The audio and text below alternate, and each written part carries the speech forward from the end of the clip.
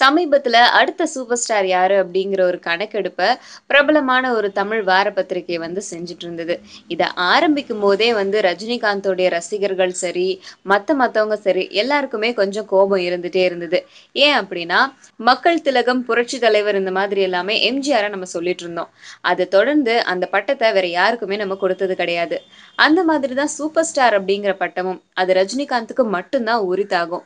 அத எப்படி நீங்க மத்த நடிகர்களுக்கு பிடுங்கி தரலாம் அப்படின்னு சொல்லிட்டு ரஜினிகாந்துடைய ரசிகர்கள்லாம் கொஞ்சம் கொதிச்சு போயே இருந்தாங்க. ஆனா எது எப்படி இருந்தாலும் கருத்து கணிப்பையும், கணக்கெடுப்பையும் நாங்க நடத்தியே தீருவோம் அப்படின்னு சொல்லிட்டு கணக்கெடுப்ப நடத்தினாங்க. அதுல விஜய்க்கு தான் அதிகமான வாக்குகள் அவரு தான் முன்னணியில இருக்கிறாரு. அதனால அவர் தான் அடுத்த சூப்பர் ஸ்டார் அப்படின்றதையும் அனௌன்ஸ் பண்ணாங்க.